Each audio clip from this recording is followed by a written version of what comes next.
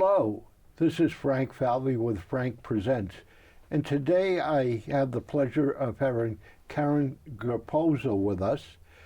Caron is in the diabetes area. Caron, can you tell us what you do? Yes, I'm a registered nurse and I work at Milford Regional Physician Group in diabetes education, also affiliated with Milford Regional Medical Center. I am honored to work with a great group. We have 2 endocrinologists, which are diabetes doctors. I have another nutritionist, and I have some other registered nurses. And our goal is to support patients that have diabetes.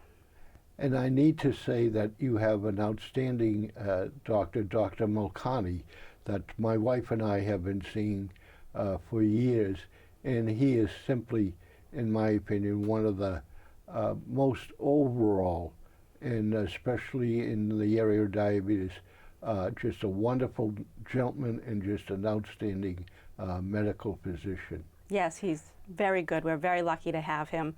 He's also a great colleague to work with. Oh, I'm sure. Patients love him. Could you explain to our audience, first of all, what is diabetes? That's an excellent question. I feel like a lot of people, there's a lot of myths about diabetes. So a lot of people feel like diabetes is something that they did to themselves. And this is not true. We always think of diabetes as being a sugar problem, but diabetes is really an insulin problem. So our body is made up of millions of little cells. And for our cells to function, our body needs sugar. Sugar is like our fuel source. But in order for our sugar to get into our cells to make energy, we need insulin. So I like to think of diabetes as an insulin problem. Now there's 2 types of diabetes. Type 1 diabetes is an immune system problem, where the body's immune system attacks the cells that make insulin. So this person makes no insulin at all. So if you don't make insulin, then you don't have a key to get the sugar into the cells. Okay? Most people have type 2 diabetes, and type 2 diabetes is an insulin resistance problem.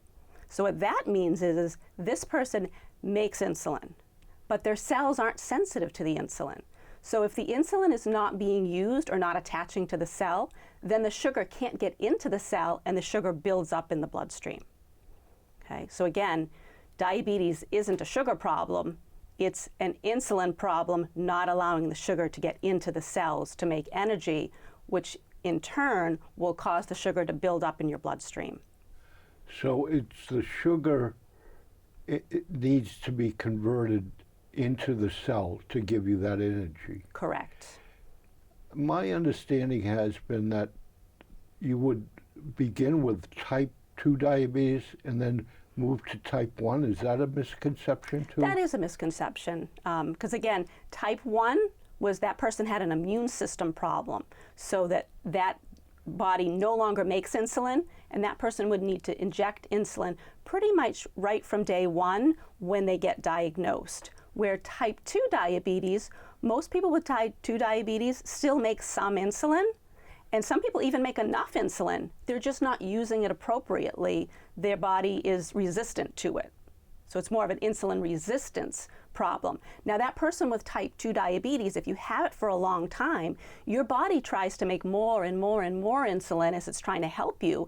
And eventually, if we don't do anything about high blood sugars, our pancreas can start to burn itself out. So there are plenty of people that have type 2 diabetes that eventually might need help with shots of insulin. What happens, you're 40 years of age, 45, and all of a sudden you're diagnosed with diabetes? What has changed in your body or changed over the years? I mean, for 40 years your body was working fine, and then you find out that you have type 2 diabetes. So with type 2 diabetes, there's usually genetic links to that. So usually family members also have diabetes. Now years ago, we didn't check everybody like we do today. So if someone says, I have no diabetes in my family, my next question is, how about heart disease? because heart attacks, strokes, heart disease, those tend to be common things that we see in people that have diabetes. So years ago when we didn't test everybody like we do today, people may have had diabetes and not even known that they've had it with type 2. Yeah, but what is it that you find for a number of years? What changes in your body to cause the diabetes? It's just triggered in your genetics. You just get to a certain point where now the body is a little bit more resistant to insulin. There are some things that help your cells be more receptive to insulin, and there's certain things in our bodies that help us be less receptive to insulin. But genetics plays a big part in that. So a lot of times when people are younger, they might be more active, and the more active we are, that helps our cells be more sensitive to insulin. So sometimes as people age, we tend to get busy, we tend to get a little bit less active, so that kind of increases our insulin resistance. Now that being said, we have seen type 2 diabetes in children, which we never saw years and years ago. And that's because kids are getting less active. So that can, Is the activity more important, or is it more important how much sugar that you're eating or taking in? Well, eating sugar doesn't cause diabetes because somebody that doesn't have diabetes, if they eat extra sugar, their body will just process it. But if I happen to have diabetes and I eat a lot of sugar all at one time, it's going to be hard for my body to break that down. So that's another myth. People think if you eat too much sugar, it will cause diabetes. It really doesn't. But if I happen to have diabetes, then too much sugar will be hard for me to break down. The way you test for diabetes, once you determine that it's determined you have it, is by monitors and either pricking the skin, but it's testing the blood. And could you explain how the test works today to monitor the levels and what's a normal level and what's a high or low level? Okay. So normal blood sugars are 80 to 120 if you read a textbook. But I usually tell people to talk to their provider and get some customized goals for them specifically, because everybody's a little bit different. And somebody who's taking medications that may cause blood sugars to go too low, we want to make sure that we're not making that person's blood sugars too tight or too close to the normal range, because then we run the risk of low blood sugar reactions. And a low blood sugar reaction can cause you to become dizzy or lightheaded or sometimes even pass out. So we don't want to put somebody at those types of risks. You know when you have low blood sugar. I mean, there are, as you say, symptoms that your body can tell you almost that you have low blood sugar, but you never know you have high blood sugar. Well, everybody's different. So some people don't feel low blood sugar. Really? Yeah, until they're really low, and it might be, hard to get that blood sugar up quickly. Same thing with high blood sugar. Some people don't feel any different with high blood sugar, and some people do have symptoms. Some people feel very tired when their blood sugar is high because their cells aren't getting any energy that it needs. Some people have frequent urination, so their body's trying to get rid of that excess sugar, and it can't put it into the cells, so it puts it into the urinary system. So that person will say, I'm peeing all the time. I can't sleep at night because I have to keep getting up to go to the bathroom. This also dries them out and makes them very thirsty. So they may have increased thirst with high blood sugars as well. So that's high blood sugar. Low blood sugar can have some of the same symptoms. I can get very weak if I don't have enough blood sugar. I can have dizziness, lightheadedness, blurry vision, and it comes on all of a sudden. Some people get a headache. So like I said, some people have no symptoms at all, but some people feel really sick if their blood sugars go high or low.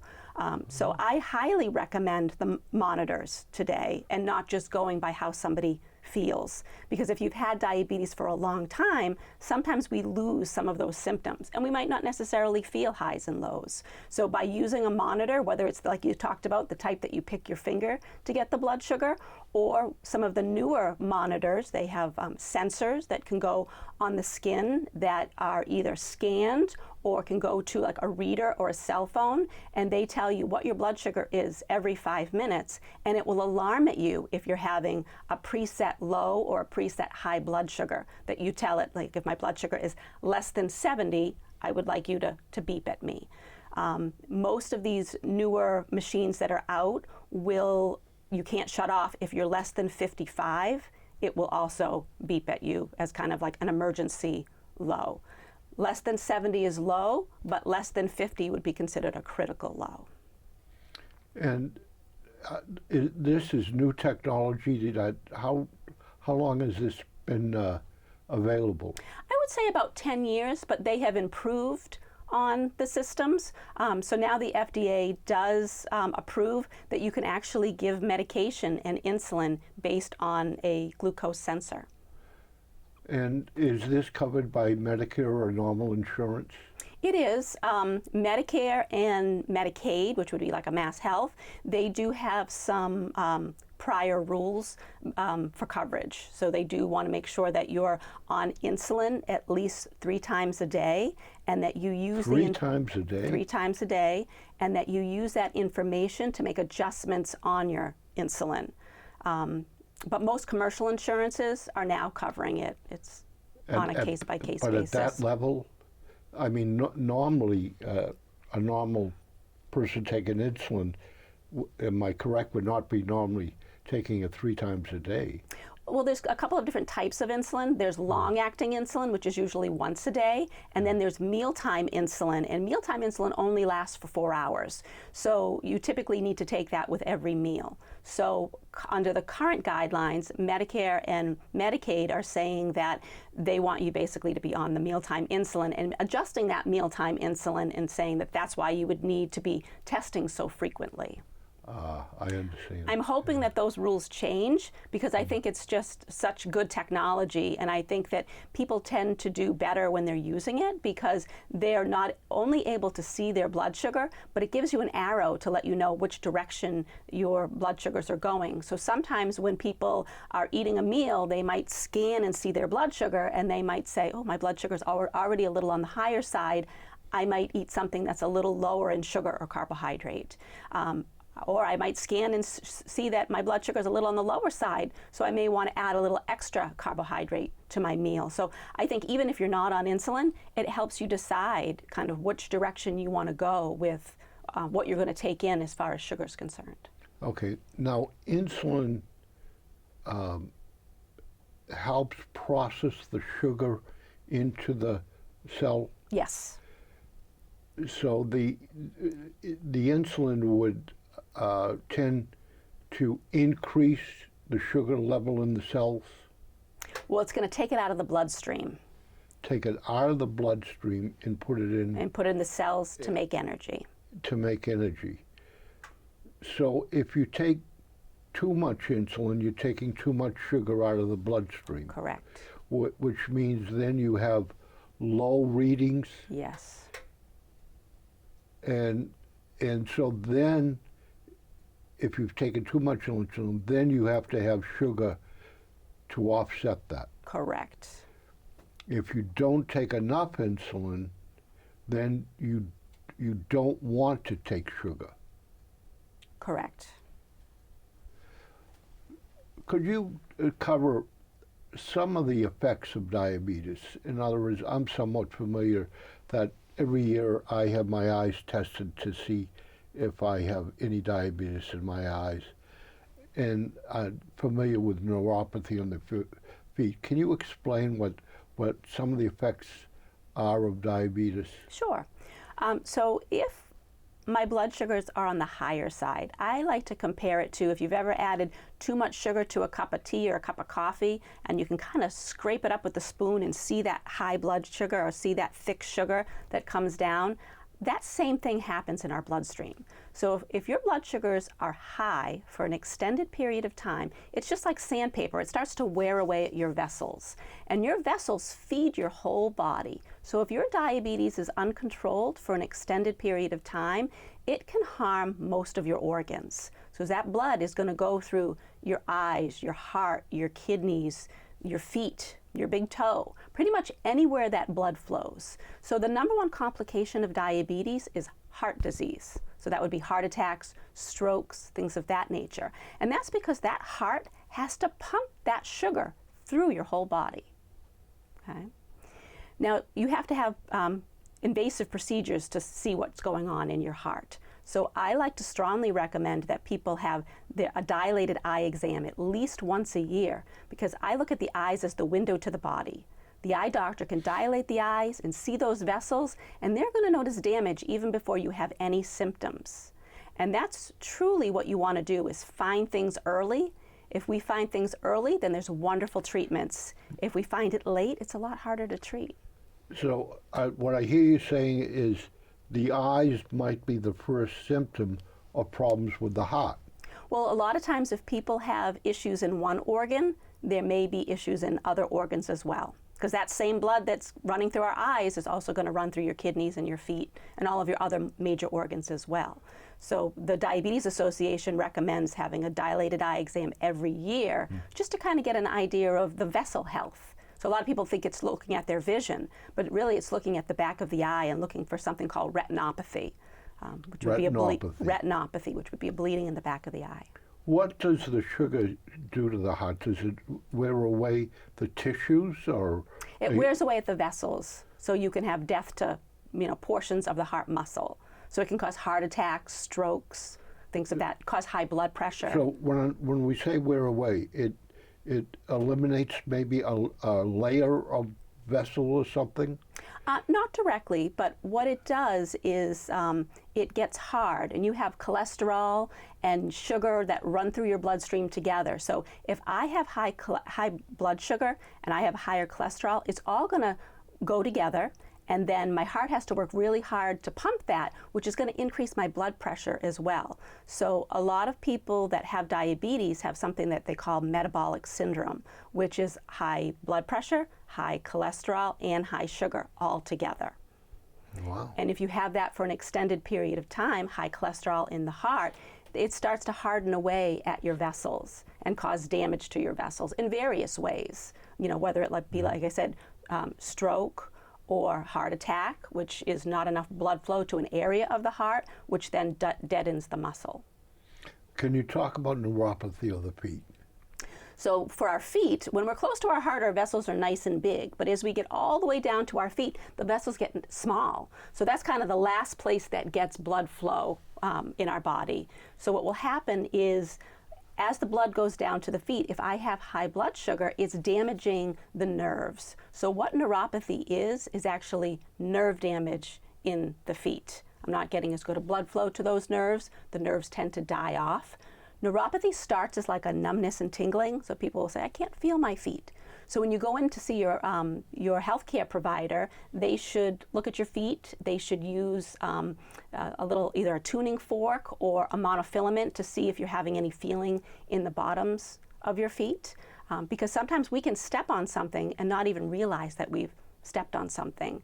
And if I'm not getting as good a blood flow to my foot, and any place that's warm, moist, and sweet, which if I have diabetes, I would have a sweet bloodstream, that's a great medium for bacteria to grow. So I might step on something and that foot might not heal. And unless I'm looking at the bottom of that foot every day, I might not even feel or notice that I have an open area there. So the biggest thing that we worry about on the feet is open areas that don't heal that can lead to amputation. Wow. Okay? Wow. But a lot of people do come to see us because of their foot pain, which is, the neuropathy. Those nerves they're unable to feel. So sometimes they have falls because they're not feeling their footing. On the ground. On the ground. They're not, when they're walking, they don't have a sense of the feel of the ground. Yes, yeah. So that can lead to falls, which isn't good. And then, like I said, they can lead to the open areas, and it can eventually lead to pain. Yeah. Which is a lot harder to treat. In the toes. In the toes and the feet. Yeah. Does the same thing happen with hands? No, because our hands are closer to our heart. So we don't tend to see that same type of pain that we do in our feet. Are there other organs that are susceptible to diabetes? Yep, kidneys are another big one And that what we happens see. there? Again, those high blood sugars are going through the kidney and they start to wear away these tiny little filters that are in the kidneys. So when you have diabetes, you should see your healthcare provider at least once a year, and they will check some labs and some urine to see how your kidneys are functioning. In other organs? Sexual organs is another place, because again, it's a blood flow thing. Okay. You know, so some people will have erectile dysfunction, you know, loss of sensation in those areas. Wow.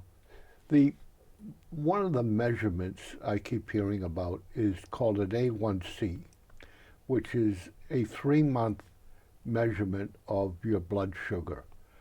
Can you explain what an A1C is and what the range of readings might be? Yep, so an A1C looks at is a lab test that looks at dead blood cells. So every day Dead ones? they look at dead ones. So every day your body makes brand new red blood cells, and they live with you for 3 months. And during that time, sugar and stuff sticks to those blood cells. So the lab can take a sample of the blood and they magnify it many times in a scientific procedure that they do, but they're able to see that those cells that have lived with you for 3 months that are just dying off, how much sugar is stuck to them. Now, a normal A1C is less than 5.8. Less than 5.8? Less than 5.8. If you're between 5.8 and 6.4, that's considered pre-diabetes. But once you've had a sugar or an A1C that's 6.5 or greater, that would give you a diagnosis of diabetes, according to the American Diabetes Association. Now, somebody that has diabetes is considered to be in good control if they keep their A1C less than 7. So 7 is kind of that magic number.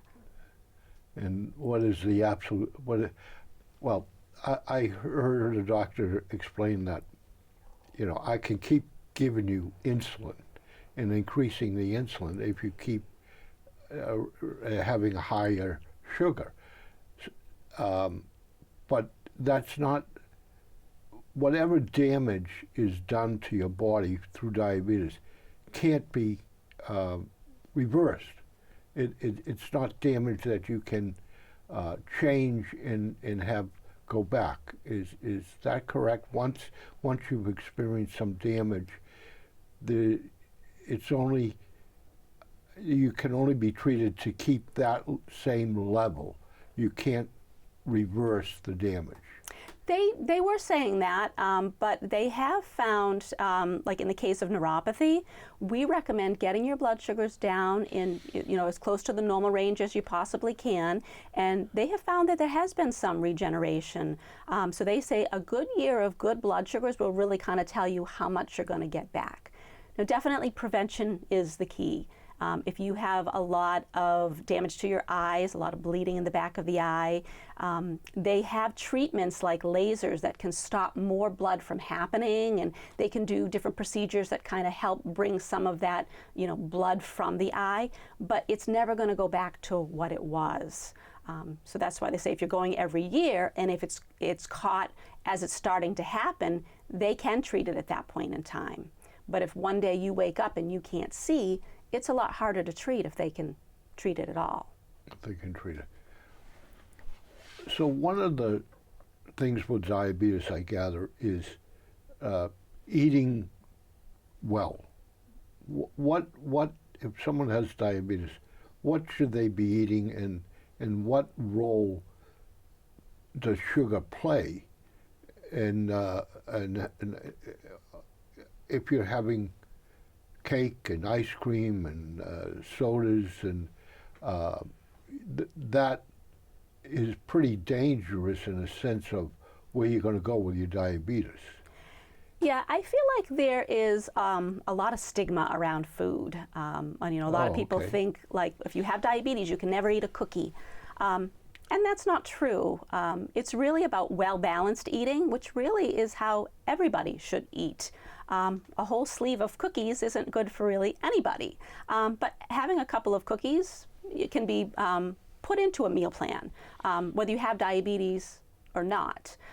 This is another way that I think that using the monitors is really helpful, because everybody is not the same. We can have 5 people with diabetes, we can all eat the same meal, and 2 hours later, we're going to get different readings, different blood sugars. So we all might have diabetes, but I might have trouble breaking down bread, and you might have trouble breaking down pastas.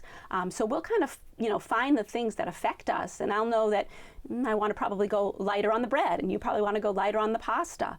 But I might find that if I exercise and I eat bread, then my body breaks it down a little bit easier. So it's really finding out about me and finding out about, eating well balanced and not overdoing any one thing. So I strongly recommend meeting with a dietitian to really figure out what works for me and what doesn't work for me. This is where we seem to come to willpower. It's hard. We come to a point that maybe there's some food or something in front of us or something that we like, and maybe we know it's not going to have a good effect on us, but we go ahead and eat it anyways. How do you work with people on the ability to control their eating habits? I mean, I would think the willpower, is that a key element of good dieting, and how do you develop that? Yeah, I try to avoid the word diet, because I think diets, always tells me I can't have something, I can only have this. And I think that, kind of wears away on our willpower. Anytime you say you can't have something, it only makes you want it more, So I think eating well balanced is good, watching portions is good, and we work with people to figure out what is their goal. If somebody tells me, Caron, I love ice cream, well, then I'm not going to say you should never have ice cream. I'm going to say, okay, let's find some that you like, because not all ice cream is created equal. So we want to look at portions, we want to look at what tastes good, because there's lots of things on the market that don't taste good. So if I'm on a diet and I'm eating something that isn't really good, I might do that for a little while, but talking about willpower, I'm not going to stick with something that I'm not enjoying. So I want to find something that is going to be similar to my ice cream, that's already portioned out. Like, rather than having my ice cream out of a half gallon where I have to scoop out my portion, if I have something on a stick like a Fudgicle, that's already portioned out. A portion of ice cream is a half a cup. That's not very much. But if I have something on a stick, I'm going to get that whole treat, and that might be a good option for me. But isn't the goal to be under 7.1? I mean, if I have a goal in my mind, it's from my reading when I go to Dr. Mulcani to be under 7.1. Or do I have the wrong concept of a goal? Yep, no, that is a goal, but you can be under 7 and still put things into your meal plan that you enjoy. It's all a balancing act, Well, I probably have a wrong type of balancing act, but my balancing act, when I have some willpower, which isn't too often, is maybe not to have breakfast or not to have lunch. Is that a bad concept? That's a bad concept. Yeah. Yeah, because your body doesn't save up. So you need energy throughout the day. So in order for you to, get up and do your job and take a walk, your cells need energy. So if you don't eat food that turns into sugar and is made into energy, your liver is going to give you sugar, because your body needs sugar. If I wait all day and then I eat a big dinner, now my body has to break down all that sugar at once. So smaller, frequent meals is definitely the better way to go, and it's going to keep me less hungry. So I'm not going to have as much of an appetite when I get to the end of the day. Well, it's interesting. I've been told that as you age, you definitely don't need as much food as you do when you're younger. So you can eat less.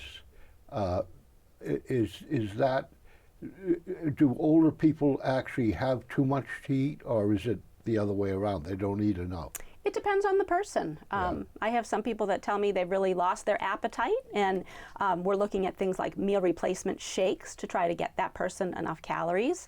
And then I have some people that just out of habit, they've been, eating these larger meals, and in their younger days, they may have done a lot of active things that help them burn it off. But now they might be older and they may not be as active, and they're still taking the same amount of calories. And so we need to think of food as fuel. So what we're taking in, we need to burn off. So if I do a lot of sitting and watching TV, I don't need as much calories. I don't need as much energy. I don't need a lot of energy to sit and watch TV, So getting more active would be a good key, But sometimes as we age, if we are ill, we might be too sick to be as active as we used to be. As we used to be. Insulin. Insulin is a fairly expensive medication. It's $145. I don't know how much that covers, but and there seems to be a debate around how much insulin should cost and how much the pharmaceutical companies are making because they're charging. I mean, when I say it's $145, it's $145 after the insurance. Correct. After the insurance. So I don't know how much the insurance necessarily is paying, but it is a fairly expensive drug. What's happening in ways to reduce that cost for someone on insulin? I mean, fortunately, not enough. Okay. Yes, this is a problem that I see almost on a daily basis.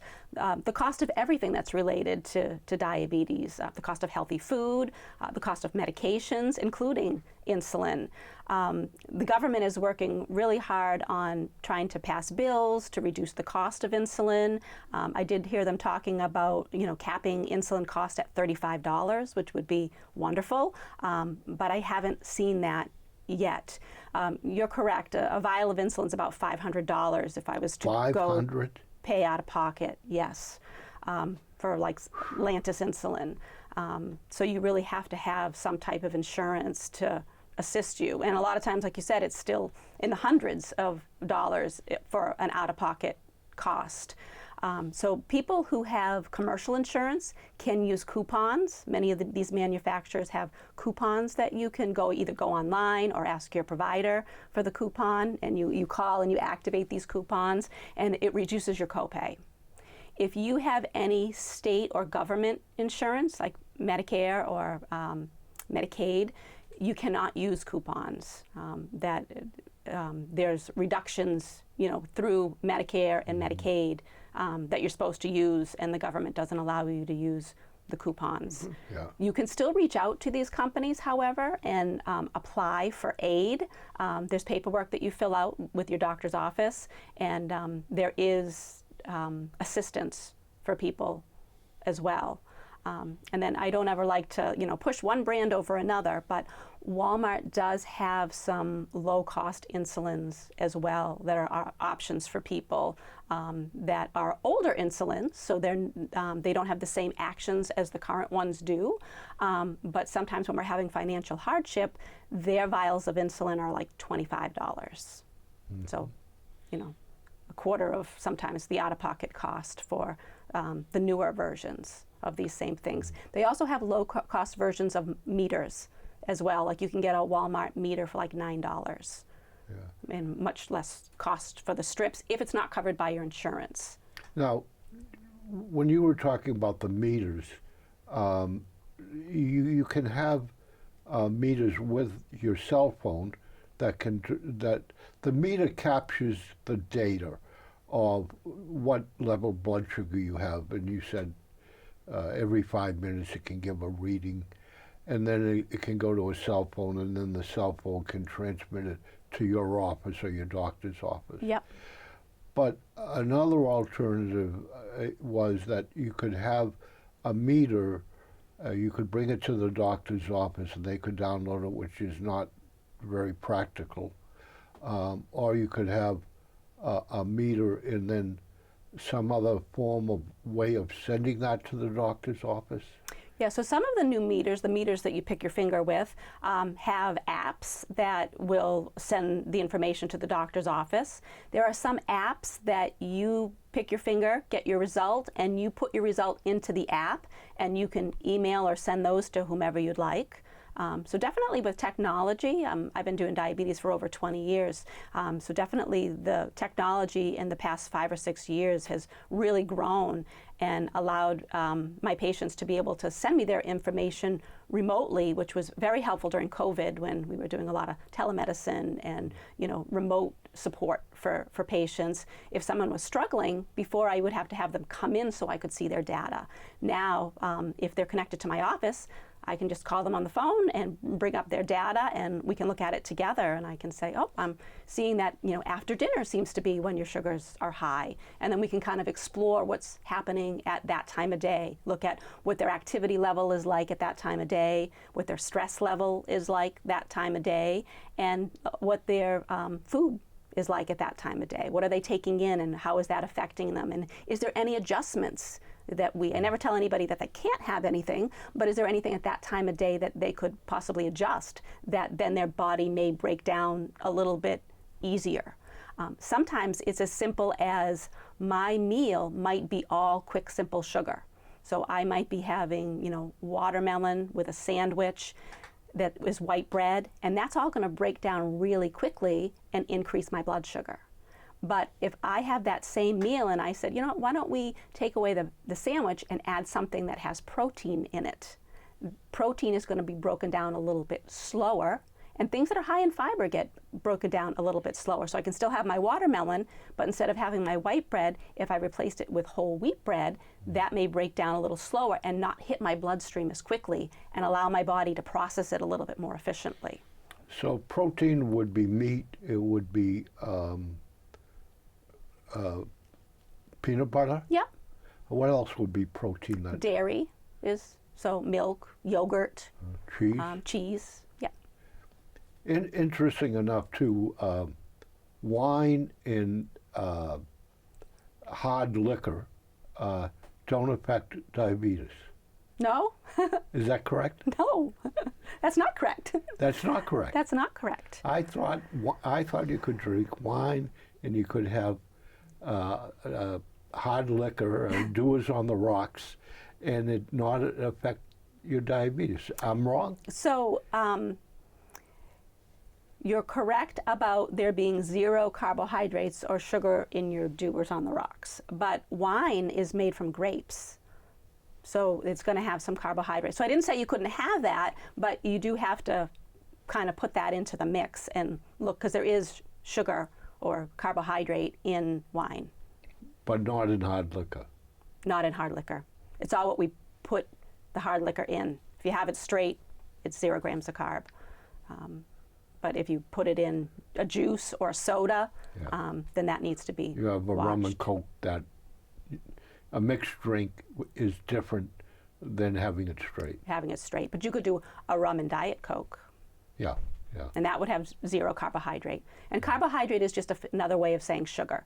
Carbohydrate is sugar, and anything your body's going to turn into sugar. They talk about 2 different types of sugar. One type of sugar is from the sugar cane, granulated sugar. And the other sugar is from like blackberries or blueberries. And they seem to indicate there's a difference in how bad that sugar is or how good the sugar is. Is there a difference? There really isn't. I mean, sugar is sugar. People say like, oh, no, high fructose corn syrup. It's just liquid sugar. So when it's in a liquid form, we can really add it to foods really easily. So it just tends to increase the sugar content. But your sugars are going to go up whether you eat jelly beans or whether you eat strawberries. It's just, again, how much carbohydrate you're having at that sitting. So it's everything in moderation. Too much strawberries is going to make your blood sugar go up as well. But again, not that you can't have strawberries or you can't have jelly beans. It's just how much am I having? So you want to be a stoic. Everything in moderation. Everything in moderation, yeah. Caron, what is the subject that I haven't brought up that you'd like to talk about? I think you've done a pretty good job with all of your topics. I think we've done, pretty much everything. Monitoring and, you know what we didn't do? The sneaky one, exercise and activity. That is the one that most people like to try to forget. Yeah. But I bring it up because it's so powerful with making your cells more sensitive to insulin. Exercise actually lasts for 3 days. And sometimes when people say, I hate the word exercise, then just use the word activity. The more you move, the more it's going to help you process things and help bring those blood sugars down. And it's good for your heart, and it's good for your mood. So I think there's so many benefits to being active. And there's so many different ways to be active today. So you always thought of exercise at a gym. It doesn't necessarily need to be. Now a lot of people have like Fitbits and watches that tell you how active you're going to be. And if you're sitting too long, they buzz at you and say, get up and take a walk. I think those are good things to have. Definitely don't want to overdo anything, but the more you can move, like if you go to a store, try to park as far away as you can. Different ways to move. There's different things online. A lot of the local senior centers have things like chair exercises. Some of the local libraries have free programs that people can do. Walking programs like silver sneakers to kind of get people out. But like I said, the more you move, the more it's going to help you process your sugars that you're eating. Yeah, the Franklin Senior Center does have chair exercises. Not only that, but they do have an exercise room with bicycles and different equipment. You do need a doctor's care certificate before you can use it. So exercise you're defining as some sort of activity to be part of. So if you're a lot younger and more in fairly good physical shape, there are many, you can now climb walls at gymnasiums. This is true, yes. Yeah, one of the things that you might want to consider, I love going on road trips. I was over Martha's Vineyard fairly recently, and simply going on a trip, getting out of the car or walking around a new place, seeing the gingerbread houses and the tabernacle at Martha's Vineyard. So exercise, you need to think, not necessarily, as you said, the gym. Hopkins State Park, what a beautiful place. Beach. Yeah. What a beautiful area that you can walk in, Ashland. Yeah. There are bird watching sanctuaries around this area. There's one in Natick by the Wellesley line that actually you can go in, try to see the birds, watch the birds exercise. So your definition, again, is some sort of movement to keep the body not resting. Yes, that is true. And if you're enjoying yourself, it's even better. If it doesn't feel like hard work. Right. It's so try to combine that exercise with something else. I play a lot of bridge, and in a lot of bridge, you're just sitting there. So yeah. you really need to overcome that. You might have to take a few extra strength Tylenol at times. Yeah. Is there Caron, is there anything else that we've missed that you can think of? No, I think we've pretty much covered everything. Caron, how can they reach you or your office if they wanted more information? So we're located in Mendon, right with the endocrinology office. What's an endocrinologist to begin with? It's a diabetes doctor, a diabetes specialist doctor. Okay. And we have 2 endocrinologists and a nurse practitioner that works up there. And I can give you the telephone numbers. Please. So that you'll be able to display those for your viewers. Well, can you give the telephone number now? Well, we have a number, and then the endocrinology has a number as well. So if you want both numbers, I can provide and you those. don't happen to have the website, right? MilfordRegional.org. Okay, so they is the website. And they can go into milfordregional.org. Yeah. and find out. Yep, and all the information will be there. And like I said, I'll give you both numbers as well so that you'll have that to display. Caron, are you available to do programs at senior centers or in others outside of working at the Milford office? Do you have other outreach programs that you do? Yeah, so things have slowed down quite a bit with COVID, but we have done several senior center programs. We do a lot of free community programs at the hospital that people come to, but like I said, with COVID, we've stopped that. Right. We have done some Zoom programs, and we have done some things that are on the Facebook page and Twitter from the hospital, on eating healthy for the holidays. And we do a newsletter twice a year that has, varied topics about diabetes that we drop off at like the Milford Library and the senior centers. And it's also online on our website as well. So. Thank you. It's been a pleasure for you coming. Been a pleasure as well. Thank you for having me. Oh, you're more than welcome. This is Frank Falvey and Caron wishing you a very wonderful summer and time, and we hope not to see you at her office, and we hope you don't get diabetes. But if you do, please replay this program and reach out for an endocrinologist. Yes. Thank you. Thank you.